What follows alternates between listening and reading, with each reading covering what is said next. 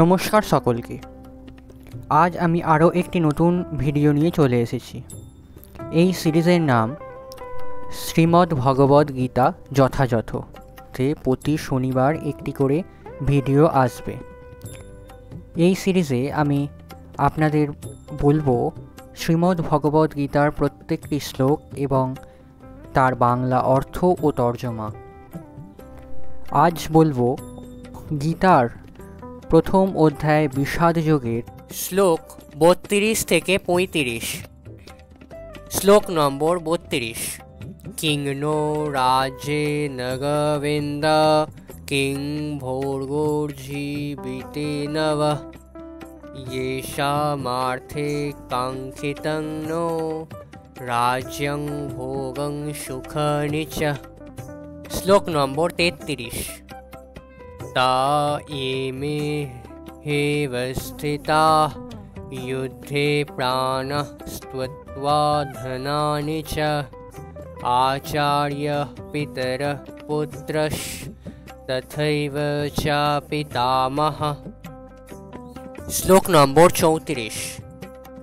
मतुलः शशुरः पौत्रः स्वल्लसम्बन्धिनस्त्वता एतान्यहस्तमिच्छामि ज्ञानोऽपि मधुसूदन।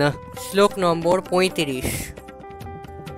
अपि त्रैलोक्यराज्यस्य हेत्वः किं नु महि कृते निहत्वा धार्तराष्ट्रन्यकाः প্রীতিস্ব জনার্দন। হে গোবিন্দ, যাদের জন্য রাজ্য ও সুখ ভোগের কামনা, তারা সকলেই যখন দেখছি এই রণক্ষেত্রে আজ উপস্থিত, তখন আমাদের রাজ্যে কি প্রয়োজন? সুখভোগ বা জীবন ধারণেরই বা কি প্রয়োজন?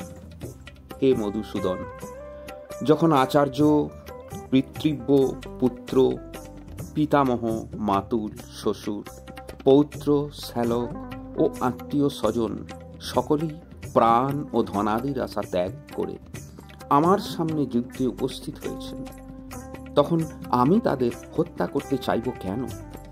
এমনকি তারা যদি আমাকে বধ করেন, হে জনার্দন, এই জগতের কি কথা? এমনকি ত্রিভুবনের বিনিময়েও আমি যুদ্ধ করতে প্রস্তুত নই। ধৃতরাষ্ট্রের পুত্রদের হত্যা করে আমরা কি সন্তোষী বা লাভ করব? তাৎপর্য: অর্জুন শ্রীকৃষ্ণকে গোবিন্দ নামে সম্বোধন করেছেন, যেহেতু শ্রীকৃষ্ণ গো অর্থাৎ গাভী ও ইন্দ্রিয়গুলিকে আনন্দ দান করেন।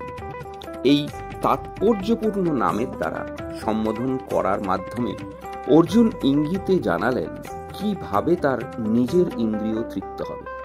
কিন্তু গোবিন্দ নিজে আমাদের ইন্দ্রিয়গুলিকে তৃপ্ত করেন না।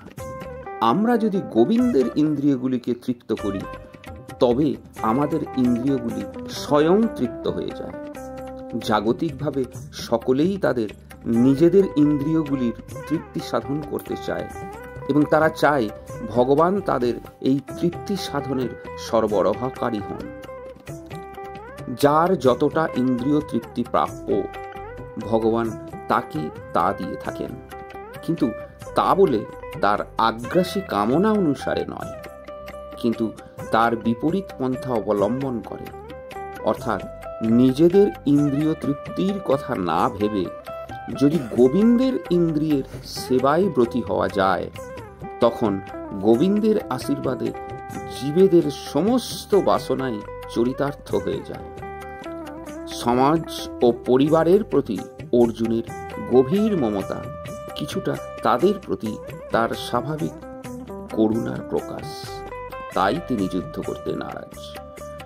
প্রত্যেকেই নিজের ঐশ্বর্য তার বন্ধু বান্ধব ও আত্মীয় স্বজনকে দেখাতে চায়, কিন্তু অর্জুন আশঙ্কা করছিলেন যে যুদ্ধে তার সমস্ত আত্মীয় স্বজন এবং বন্ধু বান্ধব নিহত হবে এবং যুদ্ধ জয়ের পরে তার ঐশ্বর্য ভোগ করবার জন্য তার সঙ্গে আর কেউ থাকবে না। এটি জড় জাগতিক জীবনের এক বিশেষ চিন্তাধারা। অপ্রাকৃতিক অনুভূতি সম্পন্ন জীবন অবশ্য ভিন্ন ধরনের। ভগবত ভক্ত যেহেতু ভগবানকেই তৃপ্ত করতে চান, তাই ভগবান চাইলে তিনি পৃথিবীর সব রকম ঐশ্বর্য ভগবানের সেবার জন্য গ্রহণ করতে কুণ্ঠিত হন না। ভগবান যখন চান না, তখন তিনি একটি কপর্দকও গ্রহণ করেন না।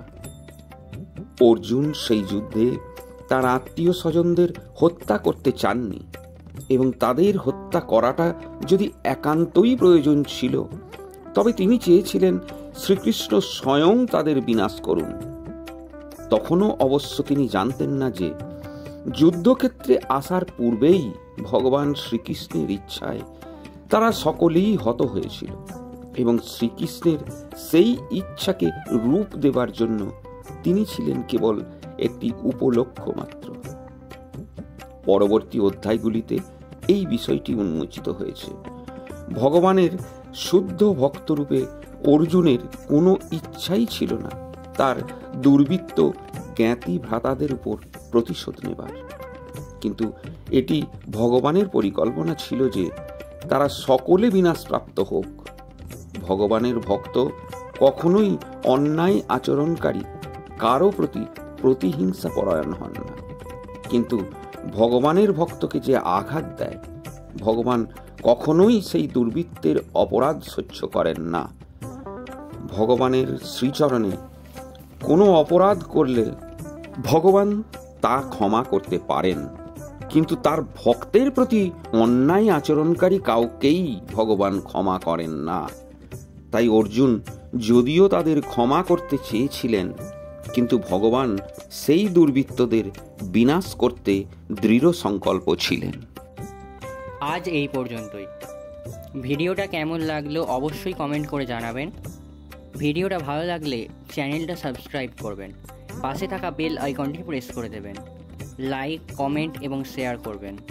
সম্পূর্ণ ভিডিওটি দেখার জন্য অসংখ্য ধন্যবাদ।